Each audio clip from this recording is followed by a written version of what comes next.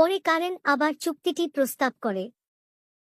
Deal বলল আমি তাকে বলবো আমি তাকে মাছ ধরতে নিয়ে যাব, মারতে আমি থাকবো না, তাই কারিন আমাকে বলে সে, আর আমি জানি সে প্যাট্রিককে মেরে ফেলবে। তুমি তার সাথে কথা বলো, সে তার কম্পিউটারে আছে। তোমরা দুজনেই একে অপরের কথা শুনতে পাও। তার কথার কোন উত্তর দিল না।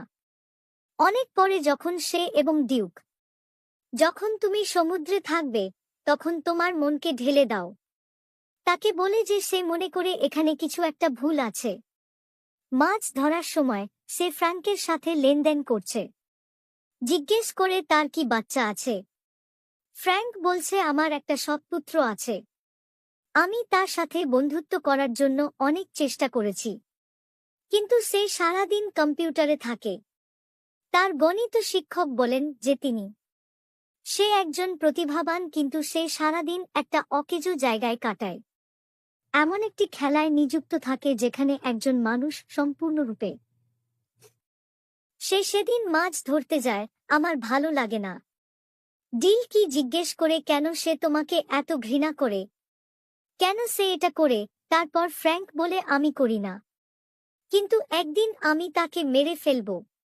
এই কথা শুনে ডিল রেগে যায়, কিন্তু কিছু করার আগেই সে তাদের একজনের উপর হুক ধরল। একটা খুব বড় হাঙর আটকা পড়ে, আর সেই মানুষগুলো আচ্ছা ফিরে আসার পর আমি তাকে ধরার চেষ্টা শুরু করলাম। চুক্তিতে বলা হয়েছে আমরা আগামীকাল আবার যাব। কারিন কথা বলার সুযোগ পায়, তাই সে আবার চুক্তিটি অফার করে যে সে। কারিন বলছে ফ্র্যাঙ্ককে মেরে ফেলো। এই কথা শুনে প্যাট্রিকও একই জিনিস চায় এবং একটি চুক্তির কথা হবে। ডিউকও তাদের কথা শোনেন। আমি এটা শুনেছিলাম। সে ডিলকে জিজ্ঞেস করে তুমি কি তাদের সাথে আছো? যদি তুমি মানুষকে চেনো তাহলে চুক্তি বলছে সে আমার প্রাক্তন স্ত্রী সেনাবাহিনীতে কর্মরত অবস্থায়। আমি একটা যুদ্ধে গিয়েছিলাম এবং সেখান থেকে ফিরে এসেছি।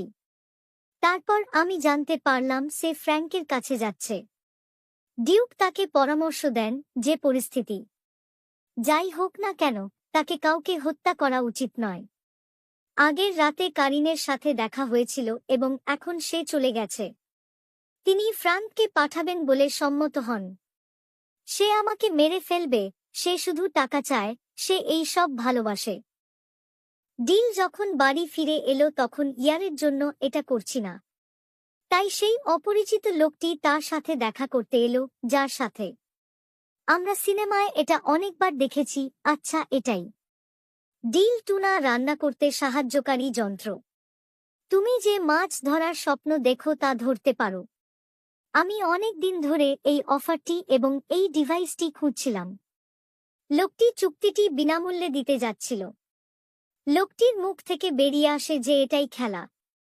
একটা নিয়ম আছে, আমি সেই নিয়ম। এই কথা শুনে ডিল এটা অদ্ভুত মনে করে এবং লোকটিকে সন্দেহ করে।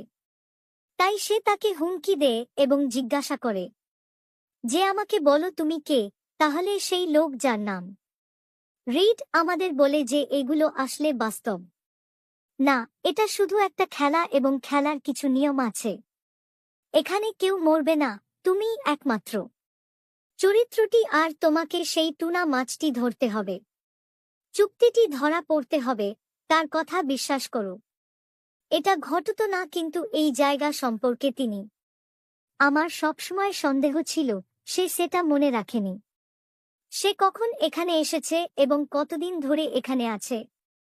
আচ্ছা, দর্শকরা এখানে জানেন যে এই গেমটি সম্ভবত তার ছেলেই ডিজাইন করেছিলেন, কিন্তু কেন এবং কি কারণে রিড এটা বলল? গত কয়েকদিন ধরে খেলাটা জমে উঠছে।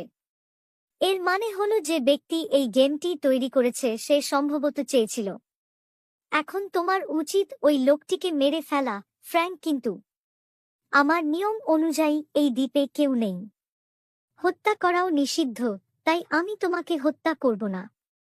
আমি তোমাকে নিয়ম বলতে এসেছি, আর আমি নিজেও জানি না।